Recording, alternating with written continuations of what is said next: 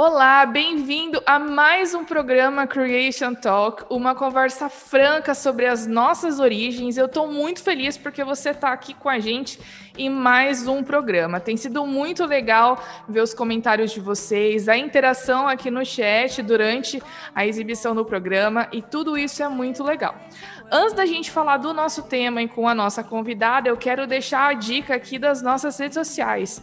Tá aparecendo aqui um QR Code que você pode escanear com o seu celular e você vai ter acesso a links importantes, como, por exemplo, ao nosso Instagram, como a nossa página do Facebook, como aos sites origens.org, para você ter acesso aos artigos muito legais sobre criacionismo. E você também não pode se esquecer de, se você não fez ainda, se inscrever aqui no nosso canal, tá bom? Se inscreve, dá um gostei, ativa as notificações para você ficar por dentro dos últimos vídeos. Hoje o nosso tema é muito legal. A gente vai falar sobre ecologia, evolução e criacionismo. Será que essas duas coisas têm relação? Será que tem pontos fortes e pontos frágeis que o criacionismo tem dificuldade? E a mesma coisa com a evolução? Vamos saber de tudo agora com a nossa convidada. Bom, então eu estou aqui com a professora Rosângela, eu vou dar um espacinho para ela poder se apresentar melhor. Professora Rosângela, seja muito bem-vinda ao nosso humilde programa, espero que essa seja a primeira participação de várias, mas fala um pouquinho de você, sua área de especialidade, com que você trabalha hoje. Olá, obrigada pelo convite. Eu sou bióloga por formação, graduação, né? Depois eu fiz mestrado, eu sou generalista. Na ecologia a gente usa dois termos importantes para seres vivos, que são generalistas e os especialistas. Eu, por natureza, sou generalista, então meu mestrado foi em agronomia, eu trabalhei com micro-organismos do solo, solubilizadores de fósforo, uma área bem específica, uma microbiologia aplicada. E aí no doutorado eu fui trabalhar com ecologia. E no doutorado eu trabalhei com emissão de gases de efeito estufa no Pantanal, então eu fui para campo, aí eu saí do laboratório e ganhei o mundo. E como na formação acadêmica, o doutorado, a última titulação é a que conta, então além de bióloga, eu sou considerada ecóloga por causa dessa titulação. Muito bom. E, professor, esse tema é muito interessante, porque é o que a gente estava comentando aqui um pouquinho antes, porque a gente quase nunca ouviu falar de ecologia e criacionismo, né? Ou evolução. Mas as duas coisas, elas estão muito ligadas, né? Ou as três coisas, no caso. Mas antes da gente comentar sobre isso, eu queria que você explicasse um pouquinho, porque tem gente que está assistindo e não é da área da biologia. Nós duas somos biólogas, mas tem galera, por exemplo, da exatas. Então, o que é a ecologia? Qual que é o objeto de estudo? Legal. Bom, a ecologia dentro das ciências biológicas é uma das mais antigas, é uma das ciências mais antigas, né? A gente tem genética e botânica competindo ali em tempos de existência, mas a ecologia é uma ciência antiga, já vem desde o século XIX, e é uma ciência que ela está interessada em estudar muito mais a estrutura do ecossistema, como é que esse sistema está organizado, e estudar como é que os seres vivos se distribuem nisso, né? Como é que existe um espaço físico, como é que esse espaço físico está organizado, como é que os seres vivos contribuem para essa organização, como é que eles se distribuem, por que a gente tem um tipo de planta num lugar, um tipo de planta em outro, o que é que determina a ocupação desse espaço, como é que os seres vivos se relacionam, né? Quem depende de quem é próximo, quem é íntimo, quem é amigo, quem é inimigo. Estou usando uns termos mais coloquiais para fugir do academicismo, mas o interesse da ecologia é isso, né? Estudar a distribuição e a estrutura, enfim, dos seres vivos como um todo e como eles vão se relacionando no espaço. Bom, e pelo que você está falando, assim, a gente poderia entender que ela tem uma relação muito grande com a evolução, né? Por que que essas duas estão relacionadas? Elas podem até ser chamadas de ciências irmãs, por exemplo. Bom, primeiro, acho que em termos históricos, alguns autores, né, poderia citar o Begon, que é um autor importante para a ecologia. Ele vai dizer que Wallace e Darwin, que são os dois proponentes da teoria da evolução, eles eram primariamente ecólogos, né?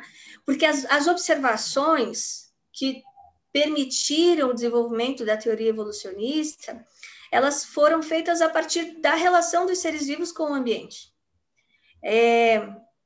Tanto Darwin quanto Wallace, eles foram muito influenciados por um outro pensador, um economista chamado Malthus, e eles começaram a observar como é que os seres vivos se organizavam em grupos que a gente chama de populações, como é que os indivíduos se organizavam em grupos muito próximos, muito parecidos, e o que é que forças controlavam essas populações, faziam com que elas crescessem, ou elas diminuíssem, elas morressem, elas se reproduzissem. Então, é essa observação do Wallace e do Darwin que faz com que eles comecem a desenvolver as primeiras ideias, né, os primeiros princípios que eles vão reunir no que nós chamamos de teoria evolucionista. Então, a ecologia, vou colocar de uma maneira mais simples, seria o grande laboratório, né, ou a observação ecológica seria o grande laboratório para que os dois proponentes da teoria da evolução começassem a estruturar as suas ideias. E por isso elas são tão íntimas, são tão interligadas. Muito interessante. E eu acho legal a gente falar sobre isso, porque muitas vezes o pessoal acha que ecologia é só daquela galera que é ecochato, que fica enchendo o saco por causa de lixo reciclável, que tem que separar, ou que fala de gases de efeito estufa, aquecimento global. Mas a ecologia é muito ampla, né? Isso é muito legal e dá espaço para a gente conversar até mesmo sobre as nossas origens, né? Agora, como é que a gente pode enxergar, por exemplo, as cosmovisões evolucionista e a cosmovisão evolucionista e a cosmovisão criacionista dentro da ecologia? Tem espaço para as duas? Em termos práticos, a maioria dos ecólogos, a maioria absoluta dos ecólogos é evolucionista. A teoria da evolução, ela foi ganhando espaço com o passar do tempo e ela foi sendo admitida e hoje é quase impossível que um ecólogo não considere a existência de tudo através da evolução. Mas quando eu digo que ela foi adentrando lentamente a academia, por exemplo, nós temos uma forma de classificação dos seres vivos que foi proposta por Linneu. Linneu não era evolucionista.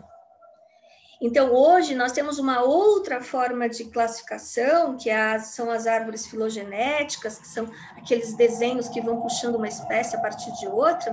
Essa forma de organizar, de didaticamente, né, de expor, distribuir as espécies, já é uma forma evolucionista. Então, veja, eu estou dizendo de duas ferramentas de classificação de seres vivos, de organização de seres vivos, em que uma, a mais antiga, não era evolucionista, proposta por Linneu, e a mais recente é. Isso dá a ideia de que a teoria da evolução ela foi lentamente sendo absorvida pelos estudiosos, certo? Por conta disso, porque a maioria dos estudiosos é evolucionista, o criacionismo ele foi renegado no âmbito da religião. Então, para a maioria dos estudiosos, a ecologia, o estudo da ecologia não pode ser misturado com a religião, e, portanto, se você tentar encontrar uma outra explicação para as mesmas perguntas que qualquer ecólogo faz, que não esteja dentro da caixa, que não esteja dentro da lógica evolucionista, isso já é considerado como algo primitivo, anti-ciência e tudo mais. Bom, sabendo disso, aí nós precisamos perguntar se a gente consegue ser, no mínimo, isento para conseguir avaliar as duas ideias. Eu vou chamar as duas de teorias, ok? Eu vou chamar a teoria de evolução e teoria de criação, independente do que se acredita, para tentar colocá-las no mesmo nível. Apesar de que, para a maioria dos meus colegas, isso já é uma aberração. Colocar teoria de criação e teoria de evolução no mesmo nível. Você está cometendo um sacrilégio aqui, professora. Já é um absurdo e eu jamais poderia fazer isso. Mas tentando procurar uma isenção máxima, então eu vou colocar as duas no mesmo nível. Para a gente poder entender a lógica de cada uma delas, e para a gente perceber que elas, às vezes, não são tão diferentes. Eu consigo explicar os mesmos eventos, os mesmos fenômenos, e através das duas, sem que isso seja evolucionismo teísta. É uma corrente filosófica, não é disso que eu estou falando. Então, deixa eu tentar explicar assim. Primeiro, deixa eu conceituar, para quem tem menos intimidade com a ideia evolucionista, o que o evolucionismo propõe? Quais são as grandes chaves, quais são as grandes bases do evolucionismo, né? Para a ecologia, ok? Dentro do olhar ecológico. Quando os proponentes da teoria vão estabelecer suas ideias, uma das afirmações, uma das verdades que se considera é que todos os seres vivos, todos os grupos de seres vivos, todas as populações, população é sempre um grupo de uma espécie, né? Então, você tem uma espécie, dentro dessa espécie você tem um grupo mais próximo, que convive mais, que interage mais, que se reproduz mais. Então, isso é população. Para todos esses grupos, sempre haverá evolução. A evolução é considerado algo inevitável. Então, isso é uma premissa evolucionista. Ponto. Uma segunda premissa evolucionista. Diante dos riscos, diante das catástrofes, diante das dificuldades ambientais que são naturais, fogo, enchente, frio intenso, então tudo isso é considerado como natural. Diante de tudo isso, quando organismos ou populações ou espécies são expostos a esses riscos, aqueles que forem mais resistentes são os que vão sobreviver e, portanto, são os que vão passar os seus genes, a sua hereditariedade adiante. Essa é uma premissa evolucionista. Essa é mais conhecida como seleção natural também, né? Isso, e aí a gente vai ver que a seleção natural ela vai se desdobrando, né? Ela vai ganhando um contorno mais específico. Na ecologia, essas premissas, e aí a seleção natural, ela vai admitir que organismos que são mais fortes, que são mais capazes, eles são aqueles que vão conseguir se multiplicar quando as populações estão em excesso. Para um ecólogo, isso é extremamente importante, porque é aqui que a ecologia e a evolução se abraçam. Ele vai dizer, a premissa evolucionista vai dizer, olha, esta capacidade de se sobressair, de resistir, de tolerar, de se reproduzir e passar seus genes em maior quantidade para as próximas gerações, é essa característica, esse evento, que vai fazer com que as populações vão se tornando cada vez mais específicas. Beleza, até aí nós temos as premissas evolucionistas, ok? Só que dentro desse conjunto de ideias evolucionistas, existe um conceito que é chamado de evolução intraespecífico, que é assim, a teoria da evolução, ela considera que existe uma característica natural dentro de cada população, dentro de cada espécie, para que haja variação. Para um ecólogo evolucionista, isso é regra. Há variação entre espécies. Há variação, e essa variação em parte é hereditária, ela é genética, e é essa variação que permite essa microevolução das espécies. Aqui nós temos um contraponto criacionista, porque nós também acreditamos que essa variação é permitida, que ela é possível, ela é real. Nós também acreditamos que os seres vivos, as espécies, elas têm esse potencial de variar-se, né? Por isso que nós consideramos que de um grupo, de uma única família, é possível originar-se todos os grupos humanos que nós conhecemos hoje. Porque nós admitimos também que existe, sim, uma variabilidade hereditária, uma variabilidade genética, uma variabilidade de forma, uma variabilidade de cor, que os seres vivos, não só seres humanos, mas todos os outros seres vivos, foram criados com esse potencial. Então, veja, uma premissa que é evolucionista, uma premissa que precisa existir para explicar a variabilidade no âmbito ecológico, ela não é necessariamente negada por nós, criacionistas, né? E aí, uma outra premissa evolucionista vai dizer que para que ocorra a variação de forma, tamanho, cor, massa, quer dizer, eu estou pensando em todos os seres vivos, tá? Não só seres humanos, animais, mas eu estou pensando em plantas, eu estou pensando em vertebrados, todas as formas de vida. Então, a premissa evolucionista ela vai dizer, olha, é fundamental que a variação ocorra, mas essa variação só vai acontecer se houver um isolamento físico, se os grupos próximos, se os grupos parecidos, se eles se separarem. Porque enquanto eles permanecerem próximos, eles vão continuar cruzando, eles vão continuar se misturando geneticamente, e essa variação e essa variabilidade não vai acontecer. Essa é uma premissa evolucionista. Então, o isolamento é fundamental. E o evolucionismo vai dizer, olha, esse isolamento, quando ele ocorre, ele provoca uma alteração na forma, no comportamento, na fisiologia dos seres vivos, de tal maneira que o ser vivo se torna muito íntimo do seu ambiente. Mas aí nós precisamos pensar numa outra lógica, que agora entra a lógica criacionista.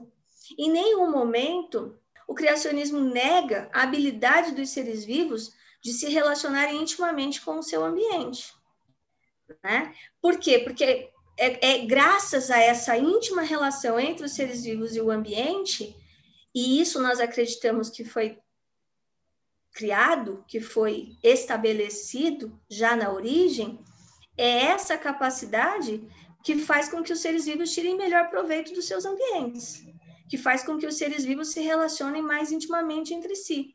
Então, percebe? De novo, uma premissa que é evolucionista poderia muito bem ser considerada criacionista, porque nós também concordamos com isso. Pode falar. Eu acho muito interessante isso que você está falando, porque não é só porque nós somos criacionistas que a gente imediatamente vai negar tudo que afirma a teoria da evolução.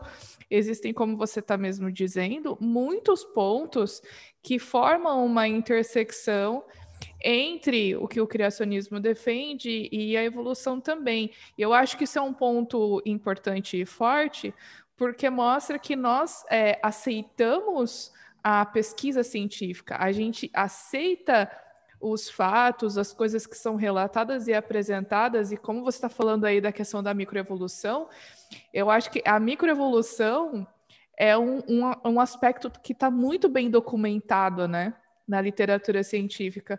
Eu digo isso porque aqui em Galápagos a gente vê muito isso, a questão da variação, por exemplo, dos tentilhões, a questão das diferentes espécies ou subespécies de iguanas marinhas, por exemplo, e tem se mostrado muito que a epigenética é muito importante e não mutações que teriam acontecido de forma aleatória, mas uma informação que já estava ali por alguma questão ambiental, né, acabou sendo regulada ali de uma forma diferente. Então, a gente vê que, peraí, não é bem assim, né? Tem algumas coisas que são importantes e que a gente aceita. Agora, tem algumas que é meio complicado porque não tem muito embasamento, né?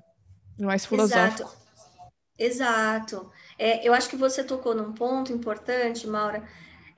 Muito do que se acredita ser criacionismo, ou muito do que se atribui ao criacionismo, não é criacionismo. Do mesmo jeito que tem muitas pessoas que não sabem o que é a teoria da evolução e fazem afirmações bizarras, equivocadas sobre a teoria da evolução, né? Então é importante dizer, por exemplo, que Darwin não trabalhou com uma série de premissas evolucionistas. Essas premissas evolucionistas, elas foram sendo acrescentadas a esse grande conjunto de crenças evolucionistas por outros cientistas, né? Mas Darwin é a figura central, é a figura conhecida, a quem se comemora a data de existência. Então, mas não, ele não é responsável por todas as explicações. Outros cientistas vieram junto com ele tentando achar essas possíveis respostas. Ponto. Então, pouco ou nem todo mundo sabe tudo sobre evolução. A mesma coisa pode ser dita sobre a ideia, a teoria criacionista, né? Muito se deduz sobre criacionismo, mas poucos entendem realmente no que creem os criacionistas, né? Quais são as expectativas. Eu vou pegar um gancho na sua fala e eu vou dar 2 exemplos disso que a gente está falando, talvez acho que para materializar essa nossa última fala. 2 estudos que tentam justificar ou que tentam comprovar, né, a variabilidade dentro das espécies, indicando que essa variabilidade vai resultar numa evolução ou numa possível evolução e surgimento de uma nova espécie no futuro, ok? Um experimento foi feito com um peixezinho que é típico aqui da América do Sul, né, especialmente na região mais acima da América do Sul. Quercília reticulata é um peixe pequeno e ele é bem coloridinho, pelo menos em condições comuns, sem predação, sem riscos de predador, ele tende a ser bem colorido. Ele é popularmente chamado de gupi. Esse peixinho, que vive mais na região noroeste da América do Sul, e que foi usado como um experimento clássico, evolutivo, ele tem um comportamento, né, descrito para ele muito interessante. Por causa do lugar onde ele vive, existe uma espécie de isolamento. As cachoeiras dos rios que eles ocupam vão criando uma espécie de fosso, vão criando uma espécie de micro-ilhas, né, uma pequena separação desses ambientes onde eles vivem. Eles não encontram muitos predadores. Numa outra parte, eles encontram peixes maiores que os predam. Essa possibilidade de predação é considerada uma forçante evolucionista, né, ou evolutiva, né, é como se o ambiente estivesse impondo uma força para a evolução. Então, o predador seria isso, uma forçante evolutiva. Essa condição faz com que esse peixe mude a sua coloração. Quando ele é mais colorido, ele chama mais atenção das fêmeas e dos predadores. Então, ele tende a ser menos colorido, onde o risco de predação é maior. Mas o que se observou nesse experimento, conduzido em Trinidad, é que esse peixe, em condições ideais, ou seja, sem predação, que não tinha cores vivas, colorido e tudo mais, quando em condições ideais, ele volta muito rapidamente a ter essa cor brilhante e bem colorido. Então, aí fica uma pergunta, né? Peraí, essa rápida mudança evolutiva por causa do ambiente, ausência ou presença do predador, ela é uma prova da evolução? Porque é considerada como prova. No experimento, já é deduzido que isso confirma a evolução. Então, quando se levou esse experimento a cabo, já se teve certeza. Não, isso aqui mostra que a evolução é real, que esse animal, se deixar, ele vai continuar se diferenciando, até que ele torne-se uma nova espécie. Mas ele não se tornou uma nova espécie. E essa afirmação, ela é muito comum da gente ver argumentos das próprias pessoas que defendem a evolução. A gente vê isso não só em artigos, mas eu vejo aqui no museu, tem gente falando, não, mas espera aí, essa exposição que tem é do quê? Aí quando eu explico, né, que é uma perspectiva diferente e tal, eles falam, não, mas a evolução está provada. Olha o registro fóssil, né? E a gente... Exato. Exato. E aí, nossa, você tocou num ponto importantíssimo. Olha o registro fóssil. Essa é uma outra premissa. E a ecologia, ela nem se embasa nessas premissas. Aí são outras ciências que também abraçaram a corrente evolucionista que utilizam essas ferramentas. Num outro experimento clássico também na tentativa, né, de provar a evolução, de confirmar a evolução e tudo mais, vocês sabem que nos séculos 17, 16, 18, na Europa, Inglaterra, Estados Unidos, né, a fonte de energia era principalmente carvão. E isso gerou o que se chama de melanina industrial, né, porque o ar ficava muito poluído e poluía superfícies e tudo mais. Por causa de uma condição humana, criada por seres humanos. No exemplo do peixinho, a forçante evolutiva era o predador, isso era algo natural. Então, esse experimento confirmou a evolução por uma forçante natural. Agora, eu estou falando de um outro exemplo, que seria uma forçante humana, o ser humano alterando o espaço. Aí, por causa dessa contaminação do ar, dessa poluição do ar, né? Borboletas, na verdade, mariposa betulária, né? Biston betulária, elas foram perdendo uma característica natural. Ela é branca com preto, ela tem umas manchas pretas, é um inseto bem bonito, e ela foi lentamente assumindo formas mais escuras, né? Especialmente essa aquisição de uma cor mais escura, ela ocorria exatamente no caminho que a poluição percorria no ar e tudo mais. Essa poluição, ela começa a diminuir, porque daí as formas de energia passam, né, para outras fontes, inclusive eletricidade e tudo mais, e quando essa poluição diminui, e quando as condições ambientais poluídas são alteradas por causa do homem também, esse inseto ele volta à sua cor original. Mas nesse experimento, de novo, é reafirmada a ideia de que, olha, o animal estava passando por um processo de seleção, né? Porque a ação do homem estava interferindo, estava matando os líquens. Então, esse animal ele é colocado num campo natural. Aí as borboletas, as mariposas mais escuras foram predadas, porque lá era mais verde. Na cidade poluída, elas passavam mais desapercebidas. Então, vejam só, né? O raciocínio é esse. Olha só que interessante. Tá? A evolução está em processo, ela está em curso. Os organismos têm capacidade de alterar suas formas por causa das condições e tudo mais. E aí eu volto na primeira afirmação que eu fiz. Nós, criacionistas, não negamos que os seres vivos tenham capacidade de alterar suas formas. Nós só não entendemos que isso acontece, como você já colocou, de forma aleatória, de forma imprecisa. Para nós, assim como o inseto, a mariposa, ela tem um gene predominante, e isso é relatado, ela tem um gene de expressão dominante para a cor preta. E esse gene de expressão para a cor preta, ele se torna dominante e esse inseto vai ganhando coloração cada vez mais escura.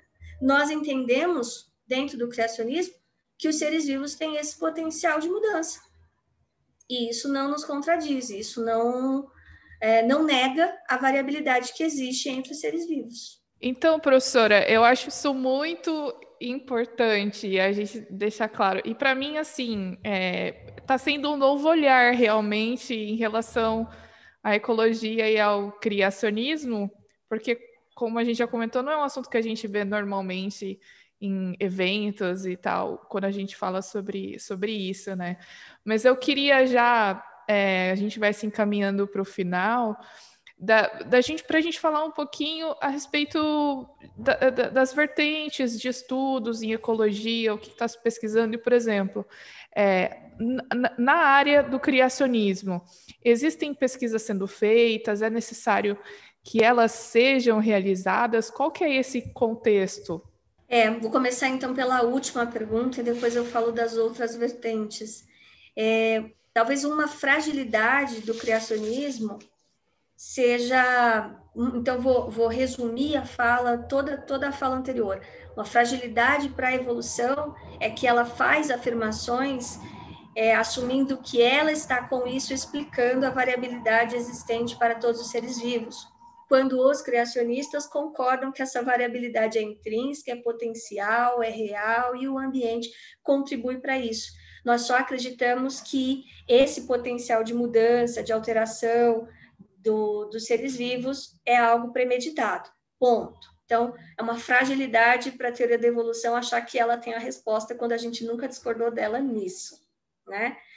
Mas uma fragilidade para a teoria da criação é justamente desenvolver estudos, ao invés de simplesmente contrapor, ao invés de simplesmente negar ou apontar os erros, os pretensos erros da teoria evolucionista, estudar mais, explicar melhor, dentro da lógica criacionista, como que esses processos, como que esses eventos, como que esses seres vivos, como que essas interações estão acontecendo.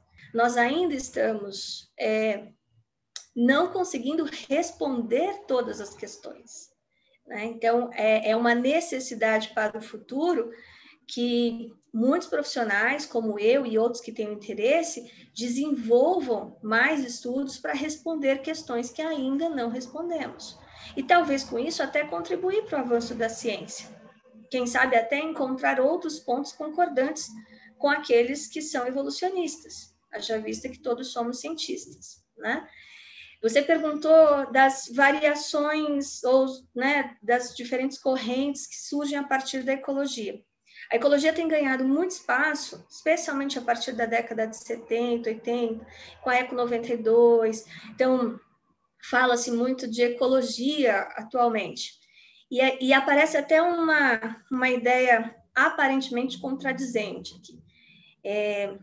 Ao passo que cientistas evolucionistas negam a criação, a teoria criacionista, por considerar ela apenas como um aspecto religioso, e não como uma ciência, dentro da ecologia existe uma corrente que tem ganhado muito espaço, que é a ecologia espiritualista, que é uma tentativa de usar premissas da ecologia, a defesa do meio ambiente, a valorização da vida, a importância da interação pacífica entre os seres vivos, e tornar isso, colocar isso no âmbito espiritual, né? Então, expressões como Gaia, a ideia de que todos nós somos partes dessa natureza, então eu sou parte da natureza, a natureza é parte de mim. A ideia de que eu tenho que proteger o planeta, porque eu sou parte do planeta, isso é bonito, e até certo ponto eu concordaria com isso, mas por trás disso tem uma série de implicações que chegam, inclusive, em âmbitos religiosos. Então, olha que interessante, eu não aceito a ideia criacionista porque ela é religião. Eu não aceito a teoria criacionista. Por outro lado, é muito comum, livros estão sendo publicados com muita frequência, cursos de pós-graduação têm sido realizados em diferentes instituições. Então, é muito comum que religiões, talvez mais panteístas, talvez mais naturalistas, estejam se apropriando de conceitos, de ideias dentro da ecologia para coadunar fé e ciência, fé e religião. Mas o criacionismo não pode coadunar fé e religião. Entende? Então, essa é uma corrente que tem ganhado adeptos, que tem ficado bem famosa, e que a gente tem visto, lentamente a gente tem visto em diferentes espaços da ecologia.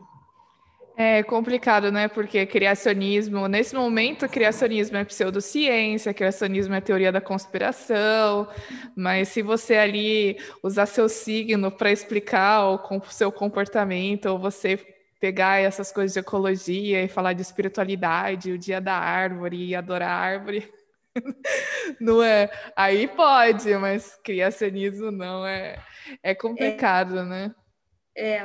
É um contrassenso interessante. Deveríamos estudar isso também. Também podia ser um objeto de estudo, né? Sim. Mas, professora, muito obrigada pela sua participação. Passou tão rápido aqui esse momento. E eu espero que a gente tenha outros encontros para continuar falando de ecologia e criacionismo. Eu te agradeço, Maura, a toda a equipe. Eu estou à disposição. A ecologia é linda e a gente tem muita coisa para conversar ainda sobre isso. Mas então é isso, gente. O nosso programa vai ficando por aqui. E não se esqueça, como disse Louis Pasteur, pouca ciência nos afasta de Deus, muita nos aproxima. E a gente se vê no próximo programa semana que vem. Até lá. It'll be alright, it'll be alright, it'll be alright.